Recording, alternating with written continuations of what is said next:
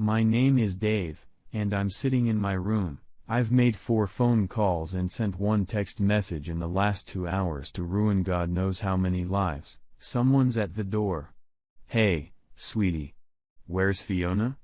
I called Stuart, and he came home early. He's going to pick her up and look after her until I get home. Linda, I've said it before, but I'll say it again.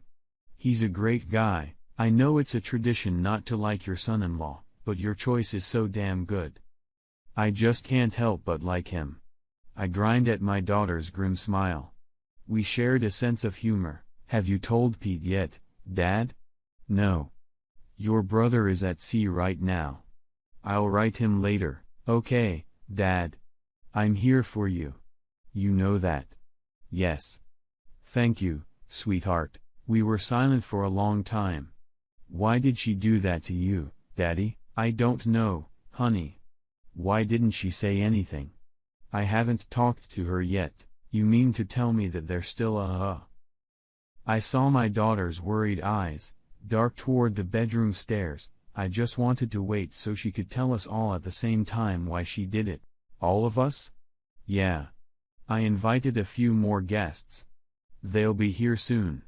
What are you gonna do? No more or less than it takes to get through this. So you have a plan already? I do. It's not up to her. No. The facts speak for themselves. The cause is irrelevant, but she could have been blackmailed. Believe me, if you saw what I saw and heard what I heard, you'd realize she wasn't being blackmailed. Linda looked into my eyes for a moment. I thought you were taking it normally, but now I see that you weren't. I didn't. I looked away. No daughter should see her father cry. What would you have me do? You do what your conscience tells you to do. I won't think any better or worse of you no matter what you decide. Thank you, Dad. Do you have any idea why she did it? I have no idea, honey. Until this morning, I thought we had a good marriage. What happened this morning? Well, your mother's always been bad at lying and keeping secrets. It's just not in her nature. After 27 years together, I know her habits like my own. She showers every morning. Every Tuesday Friday, she washes her hair. She is in there for about 30 minutes. This morning, she spent almost an hour and a half in there. When I walked in there to tell her she was going to be late for work, I saw what kind of underwear she was wearing and what she was going to wear. It wasn't her usual office clothes. I asked her what her plans were for the day, and she said nothing out of the ordinary. Just work. She was lying. Every time she thought she was going to be late for work, she started to worry. This morning, she was as cold as a cucumber. That's when I realized she wasn't going to work. So what did you do? I canceled work and parked a little further down the street. I was going to follow her when she left, but she wasn't going anywhere. I stayed there until the guy she works with at the real estate agency showed up around 11:30. I snuck in and made sure it was exactly what I expected and then started thinking about what I should do. After that, I made a few phone calls, and here we are. Were there any leads, Dad, before today? I thought you were doing well. No, honey. Nothing. As far as I knew, I loved her, and she loved me. We were gonna work a few more years and then retire and live happily ever after. Daddy, I have to ask you something. Did you ever? Don't even say it, Linda. No, I never betrayed your mother. I've never disrespected a woman so much in my life. Even when our sex life pretty much died a couple years ago, I just let it go. What? You haven't had sex in 2 years? No. Your mother was never overtly sexual. She just didn't seem to enjoy it very much. Sure, she seemed to enjoy it when we started, but that was in the beginning. When she went through menopause 2 years ago, everything just completely dried up. So when you found her today, it must have hit hard. I let my steely gaze answer that for me. At that moment, there was another quiet knock on the door. I opened it and saw my father-in-law standing there. Come in, Paul. Thanks, Dave. Where is she? Upstairs in our bedroom. Okay. I'll have to see for myself. I understand. Just don't disturb her, please. The old man went up the stairs and came down a minute later looking even older. He sank heavily into a chair. I poured him a whiskey, and he drank it down. I can't believe she would do that to you. She knows how devastated you were when your fiancé cheated on you. After all, she helped pick up your pieces. Not only that, she knows how devastated I was when I caught her mother when she ran off with this asshole, leaving me and the kids behind. I'm sorry, but I have to get out of here. I guess a woman shouldn't see her grandfather crying. I walked him to the door. Linda pretended like she was going to follow us, but I waved her off. I wanted the old man to retain the remnants of his pride. He stood on the porch and grabbed my shoulders for support. Do what you have to do, son, but nothing physical. I couldn't stand to watch this. Don't worry, Dad, I won't touch a hair on your daughter's head, but as for the other shit, I apologize for what I'm about to do. A guy's got to do what he's got to do. He looked at me for a long time then nodded. He shuffled to his car and slowly drove away. A broken man, I called his son, my wife's brother, and without going into details, suggested he go to his father's house for support. I was just hanging up the phone when I heard the toilet flush upstairs. Nap time must be over. I joined Linda. And for a few minutes, we sat in silence. Soon, we heard the creaking of the bed and the sounds of passion. See, Linda, does this look like blackmail to you? No, Dad. How can you sit there? Why don't you go kick that bastard's ass? Well, it's not easy, honey, but I have the ability to shut off my emotional side, sort of detach myself from all feelings. So why torture yourself? Why not go upstairs and stop it? Throw the whore out? We have another visitor. As if on cue, there was another knock on the door. I opened to a sensible lady a few years younger than me. Surprisingly, she had a boy and a girl with her. They looked like teenagers. Is this Mr. Brown? Yes. Please call me Dave. I'm Jenny Smith, and these are my children, Robert and Sarah. I picked them up from school. If what you say is true, I wanted them here, if only to realize that it was their father who destroyed our family. I shook Robert's hand. It was surprisingly firm. I introduced them all to Linda. You said you had proof, Dave? In response, I reached into my pants, which were lying on the armrest of the couch, and pulled out my wallet. I held it out to Jenny. She opened it and looked at the driver's license. A tear rolled out of her eye. She must have hoped what I'd said on the phone was a mistake. Her face was suddenly petrified. Well, Dave, where are they? In response, I simply put my finger to my lip in the international symbol of silence. We sat there listening to the grunts and groans. Son of a bitch. You haven't run into them yet? No. I wanted us to act as a team. I just made a video for us that I'm happy to share. I also set up a tape recorder and stuck it under the bed. We can go right now if you want. I suggest the kids wait until we meet up with the, worthy performers. Yeah. You're right. Wait a minute. I have a locksmith to change the locks on my house. I was just waiting to see if you were right. I'm not really surprised. It's not the first time. He's such a smooth-talking little fool. Dang. Linda and I waited patiently while she called the locksmith, then her lawyer, and gave them both permission. We distracted her kids from the noise by chatting about nothing. Then Jenny squared her shoulders. Okay. Let's go. Jenny, Linda, and I headed up the stairs while the kids downstairs waited for our cue. After Jenny peered furtively through the doorway, I gestured for them to stay away, and I entered the room myself. I stood at the foot of the bed and watched and discussed. What I had seen before was true missionaryism. Now he was taking it doggy style. I could see that he had a very bad feeling about his physical safety in the near future. That's right, asshole. I'm bigger and uglier than you, and please believe me. I'm pissed as hell. Why don't you just go back to bed and cover yourself and my ex-wife? He was an obedient bastard if nothing else. Within seconds, they were already lying side by side under the covers. I noticed that the look on Tracy's face went from shock to defiance. I let her speak first. Dave, I want a divorce. I've fallen in love with Joe, this guy. I'm sorry you had to find out like this. We were gonna tell you tomorrow. Okay, honey, by the way, I know his name is John Smith, don't I? I could see it shocked them. Not the smartest move, leaving your wallet in your pants pocket downstairs, asshole, Tracy, just idle curiosity, but why are you so done with our marriage? You had to know that catching you cheating would devastate me. Finally, I saw the shame on her face. I'm so sorry, Dave.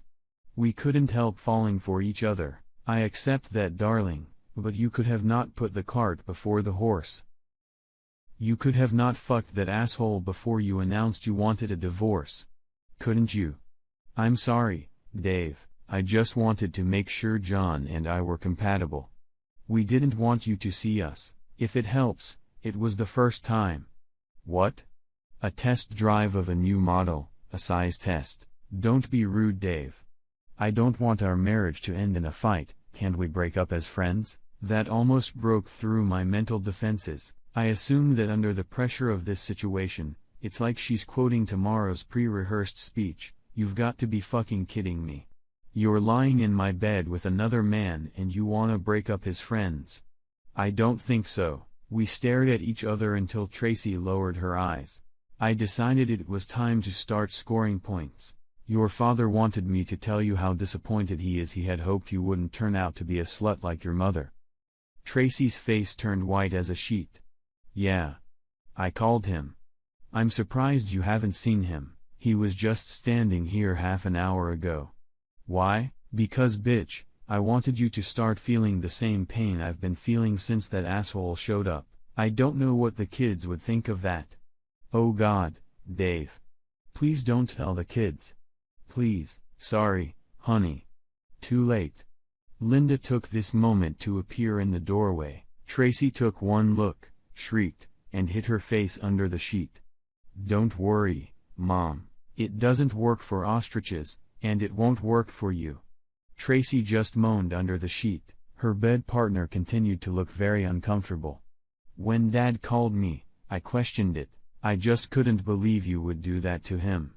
Now I understand why he called me. If I hadn't seen it with my own eyes, I might have convinced him to forgive you. But seeing you like this, I know that will never happen. Silence, save for deep, agonizing subs, was the only answer. Well, Mom, if you have nothing more to say, I'll say it all. We don't need you babysitting your granddaughter this weekend. In fact, if cutting her off from seeing her protects her from your poisonous influence, then you can kiss her goodbye once. From beneath the sheet, came a pitiful no. Now Linda was sobbing herself. You should have seen the look on poor old Grandpa's face. You devastated him. She turned to run, but I grabbed her and hugged her. She broke free and ran downstairs. Soon, we all heard the front door slam. A few more minutes passed before Tracy reappeared with red eyes. Why did you do that, Dave?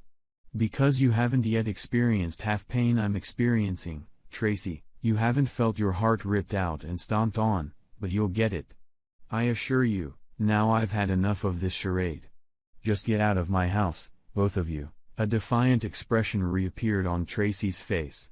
If anyone is going to leave this house, it's going to be you. I used the power of attorney you gave me just in case something happened to you to transfer the documents into my name only.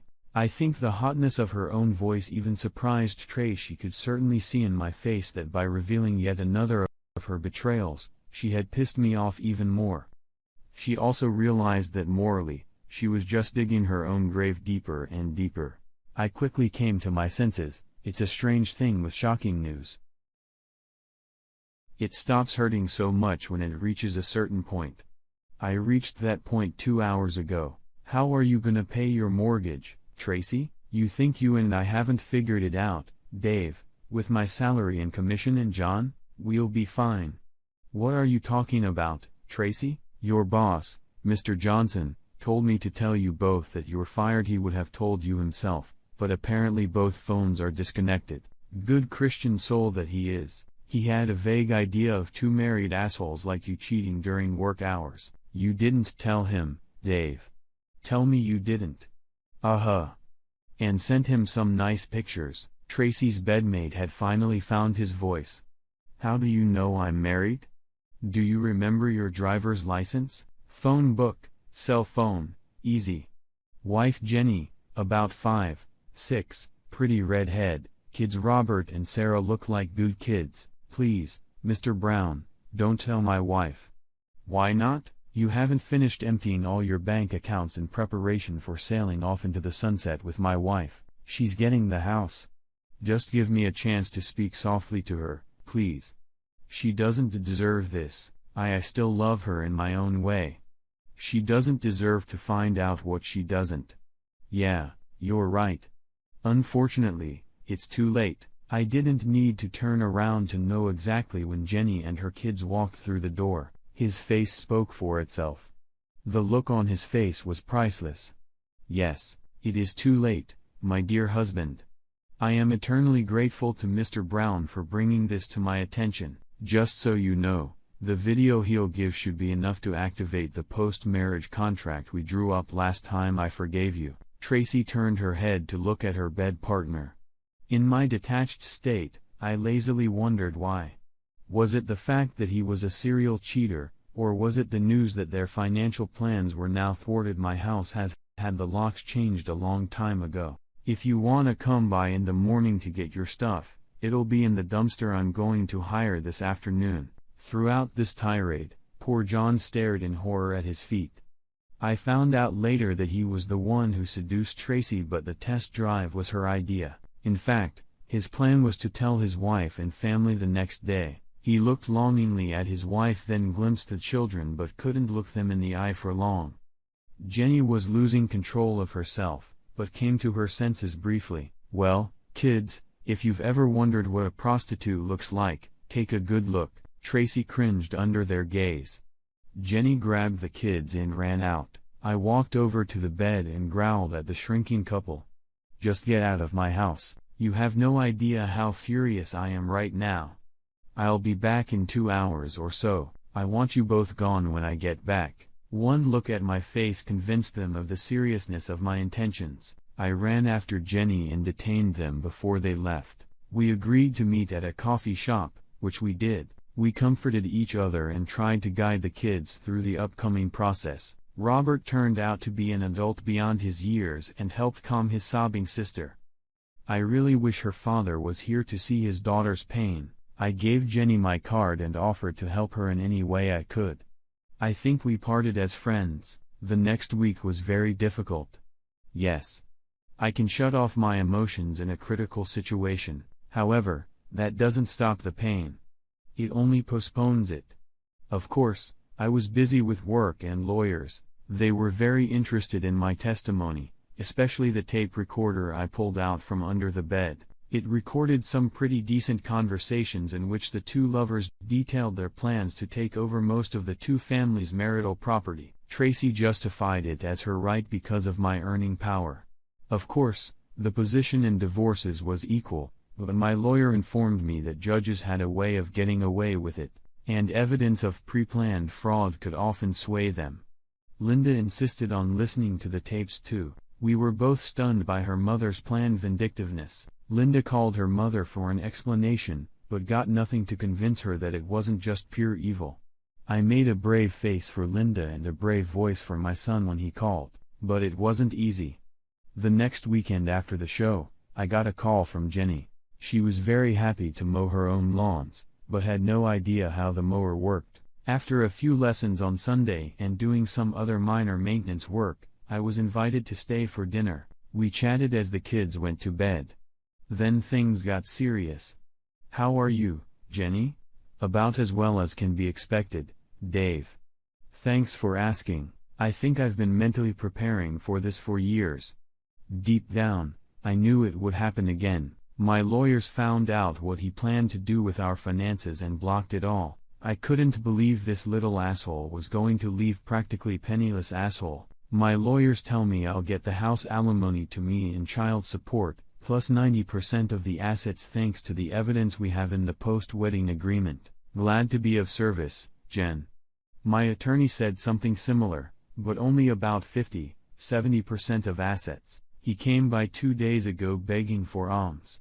I think his lawyers were telling him the same thing as mine, and the thought of being raped terrifies him. I told him to back off.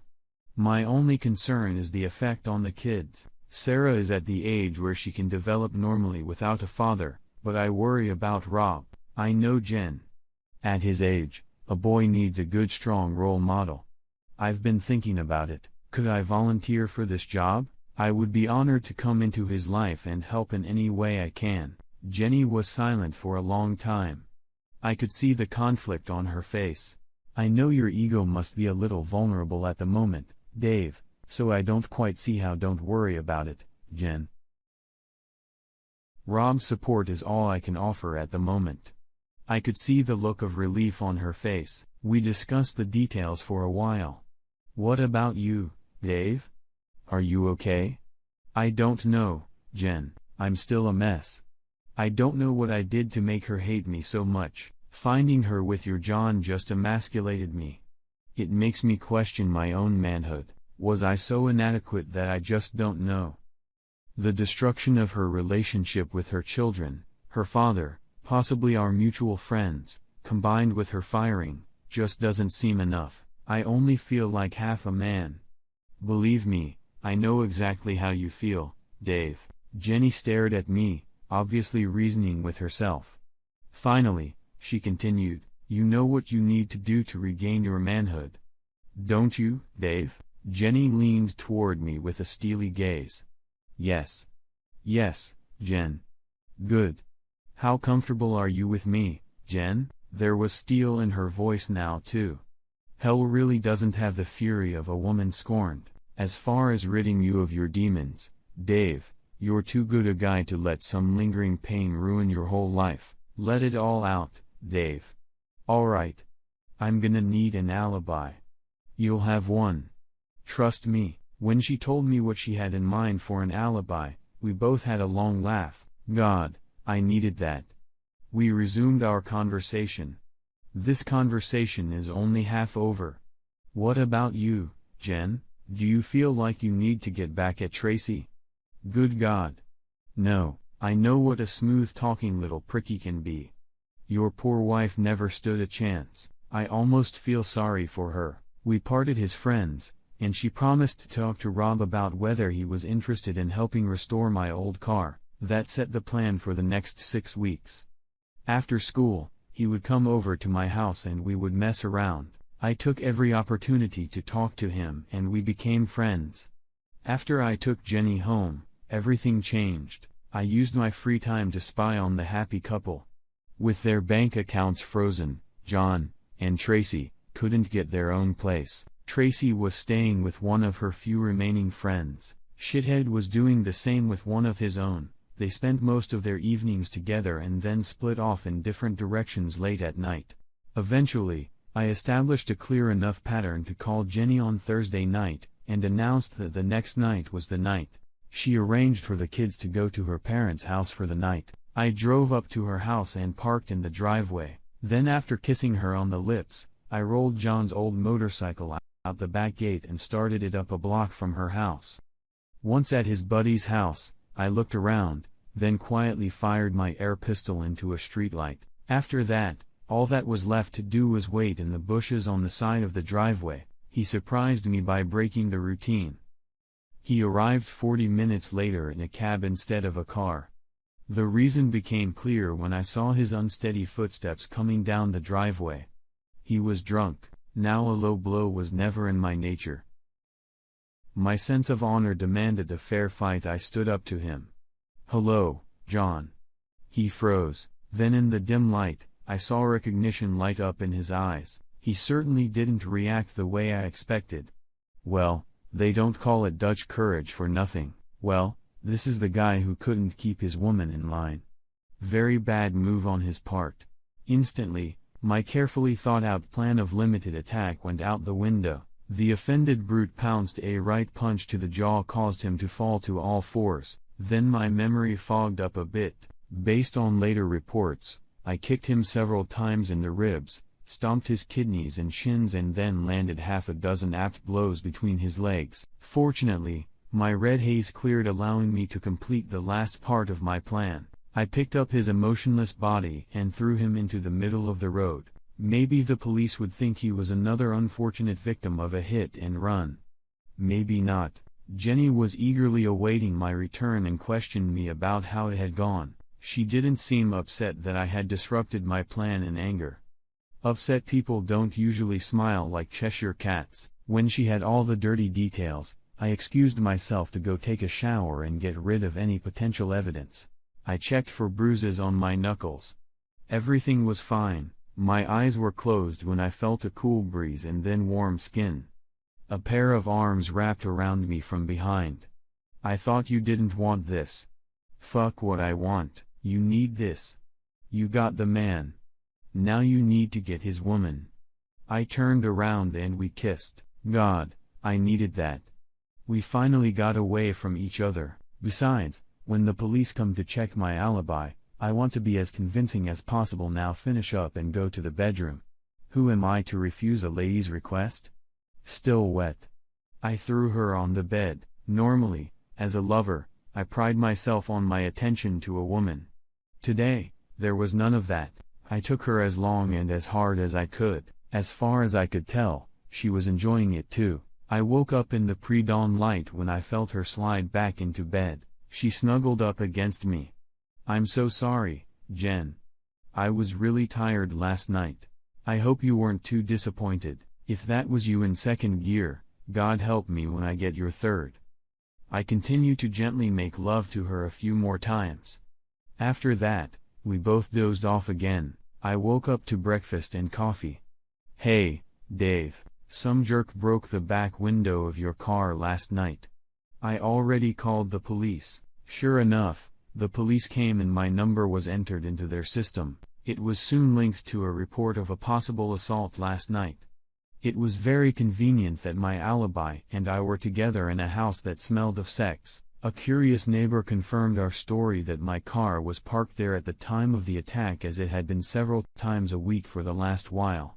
I was never a serious suspect. I saw Tracy one more time, about a week after her lover's bad night out. She called and said she was coming by to pick up the rest of her things. When I explained that everything had been donated to charity, she said she still wanted to talk. When her car pulled up, I looked out the window and saw Tracy standing next to her car talking on the phone. I opened the door in my robe when she finally knocked.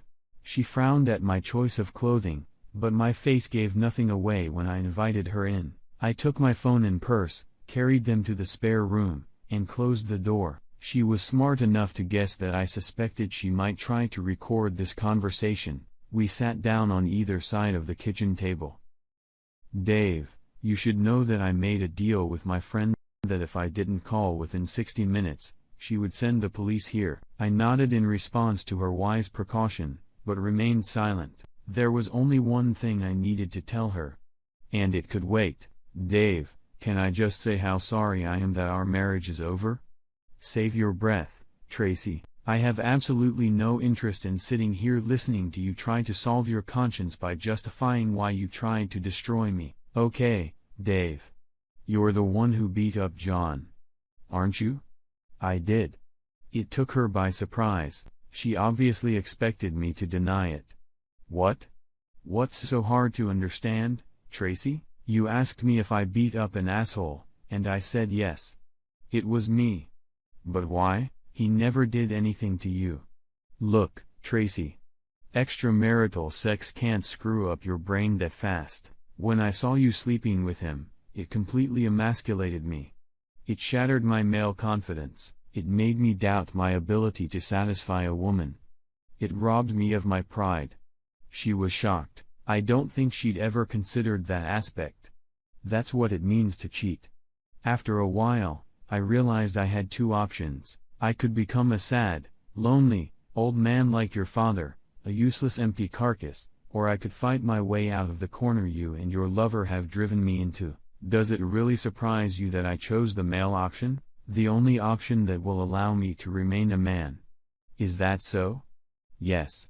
I destroyed your boyfriend, and if I feel it's necessary so I can hold my head high, then I will do it all over again. You forced me into this, Tracy. There can only be one survivor. To prevent you and him from destroying me, I must destroy you both. The words were spoken with such calm, chilling certainty that they left no room for doubt. Boo, but John and I just fell in love, Dave, we couldn't help it.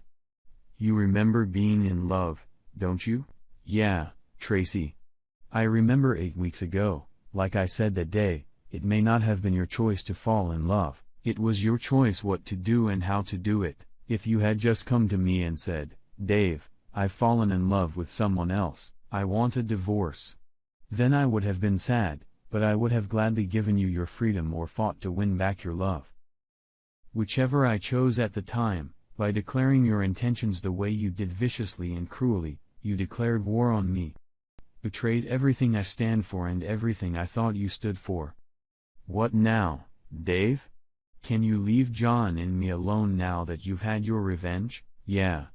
I think I can. If only because I can't think of anything else to destroy. Thanks, Dave. Don't worry, Tracy. I'm not the one you should be worried about. Hey, I got my revenge on Johnny Boy.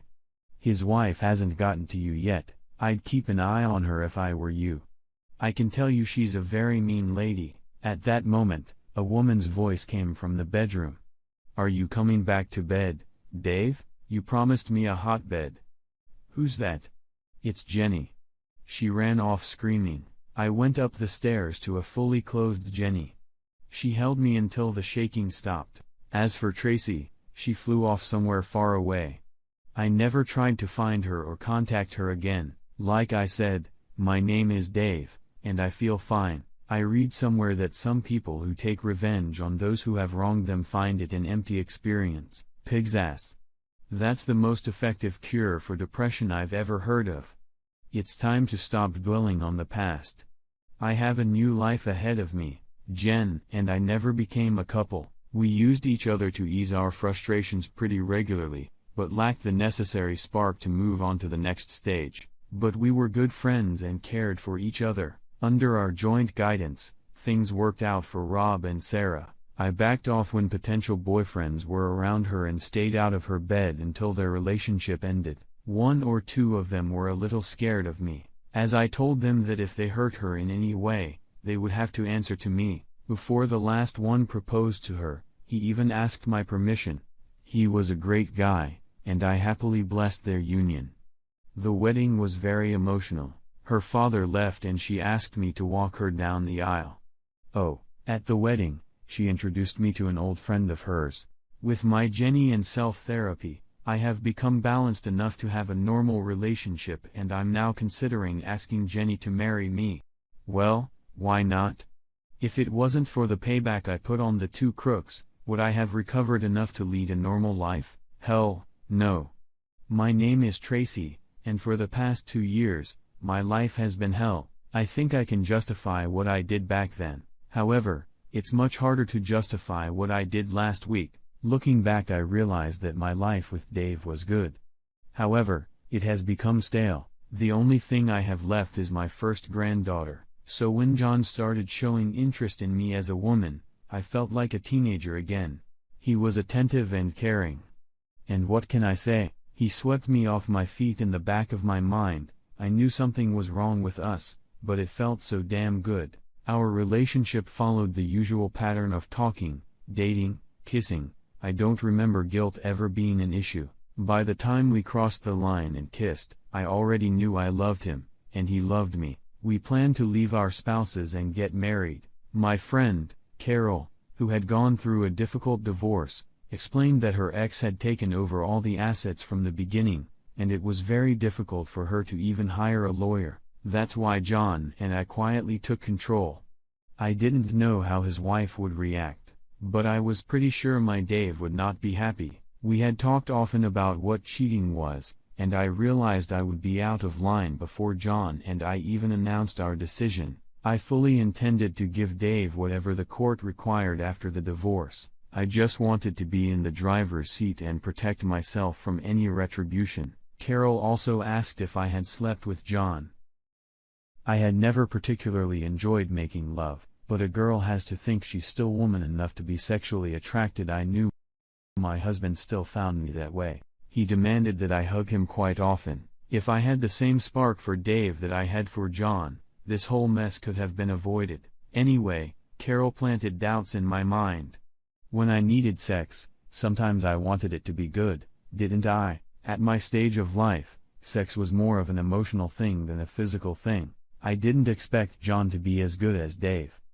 Dave was attentive, tender. This is what produced my latest catastrophic betrayal of my marriage. Thus, my first encounter with John was a double exercise, one to test him, and the other as a final bonding exercise. Steel myself for the emotionally demanding tasks we had planned for the next few days. Frankly, I wanted to capture John's attention so he wouldn't give up on our plans. Even then, I suspected he was a pretty weak man. Had I ignored the possibility of being caught and Dave freaking out? Did I think about how it would affect my father and children? The simple answer is no. I never expected to get caught, and if I did, I never expected Dave's nuclear response. As for the rest, I just didn't think about it. I never compared myself to my mother. I was so young when she left us. It just didn't enter into the equation. After all, it cost me. I wish I could say that sex with John was mind-blowing, but it wasn't. I caught myself pretending to be happy just like I did with Dave. I still have no idea how Dave found out about my one and only cheating. It just didn't matter to me. I was devastated when I saw the hurt in his eyes when he walked into the room. I tried to justify myself to myself later, but, of course, I couldn't. He had never done anything bad enough to warrant it. My guilt manifested itself as disobedience for a very short time, but it didn't last long. The thought of my father witnessing my misbehavior and my daughter's words were just killing me. The look on John's daughter's face was almost as horrifying. I had no idea my husband was capable of such cruelty. When I got the call from the hospital about John's hospitalization, instinctively knew it was Dave's doing. The doctors thought John's broken jaw, concussion, bruised kidney, 3 broken ribs, cracked tibia and shattered groin were consistent with an accident. That's not what I thought.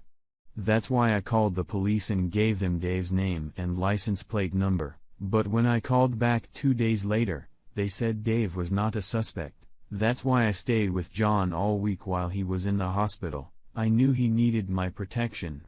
Until 2 months ago, if you'd asked me if my Dave was capable of this, I would have said no way. Within 15 minutes in my old bedroom, I glimpsed a new one, Dave's monster. The monster I knew I had created, a monster more than capable of boundless cruelty. Yes, I just knew it was Dave. That's why just before John was discharged, I called Dave and arranged to meet at our old house. This shit had to stop. Hadn't he gotten his revenge yet? John and I were both destroyed. We needed to face it. I was sad to walk to my front door, not as sad as I expected from the upcoming conversation. How had I gone from loving a man to thinking of him as an enemy in such a short time? Before ringing the doorbell, I called Carol and told her to call the police if she didn't hear from me in an hour. The door was opened by Dave in a bathrobe, unusual. There was no expression on his face as he invited me in. When he asked me to hand over my phone and purse, I scolded myself for not thinking to bring my voice recorder. Then I asked myself why he would never admit to the assault.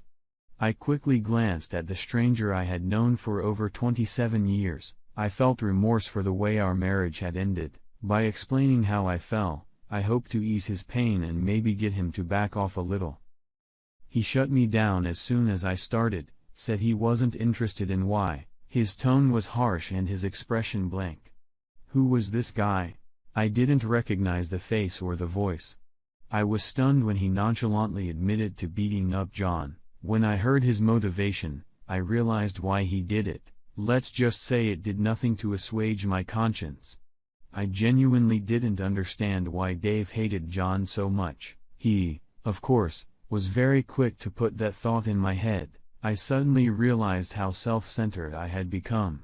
It blinded me and allowed me to rationalize the completely unacceptable. I suddenly realized not only what we were being punished for, but that judging by the look on Dave's face, there was more to it. My question of whether he remembered what love was part of my prepared speech. His answer was like a knife stabbed into my stomach.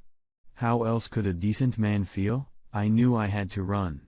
I didn't realize John's wife was a physical threat until I heard Dave's words. With a flash of insight, I suddenly sort of found myself in her shoes. What would I do if she did to me what I'd done to her? A chill ran down my spine. When I discovered she was upstairs, I ran. I picked John up from the hospital and we both ran. Both divorces were finalized. The papers were delivered to our mailbox located 2 towns away from my new home. Constantly looking over my shoulder was overwhelming. Eventually, we had some money. The waiting was hard. 6 months later, John and I were married. Looking back, we were 2 shipwrecked people thrown together, and that was a mistake. I also think one of the motivations was that by getting married, we could retrospectively the pain we had caused to many, especially ourselves. My most recent fall started innocuously enough. John's only remaining testicle never worked. He was completely unable to get an erection. We could never afford the course of her own treatment needed to alleviate this problem. This caused him to be cranky, insecure, and jealous. Let's face it, a marriage based on infidelity is an uphill battle from the start. His nagging made me very unfriendly too. A friend of mine recommended ZHT therapy to me. She had cured her similar condition that way. I quipped about the likely cost, but she explained that since every other woman over 45 was treated, it was much cheaper than testosterone therapy. One more visit to the doctor, and like magic, my life returned to a happy normalcy. My doctor warned me that one of the side effects of estrogen pills is the revival of my libido. He said this with a smirk, as if it was a good thing.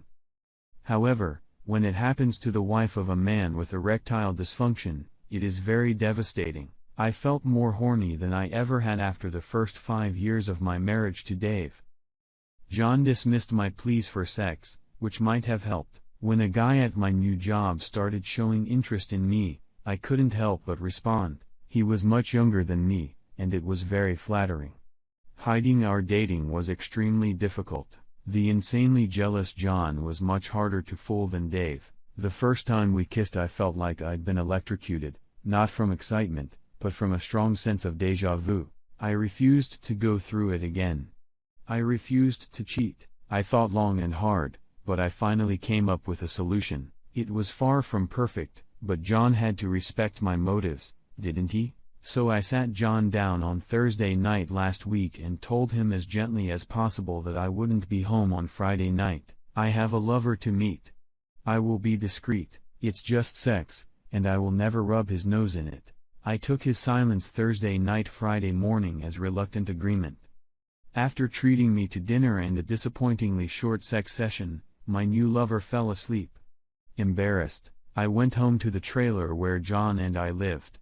He wasn't there. The wail of sirens at dawn alerted me to the fact that he was hanging swinging from a tree. I did it again. Destroyed the man. I prepared myself for the payback. I knew he had orchestrated. I was surprised to find that it consisted only of a suicide note and a letter to his lawyer. So the suicide note was emailed to all of our remaining friends who immediately dumped me. The letter to his attorney was to change the beneficiaries, his insurance policy and his will from me to his children. When will I learn?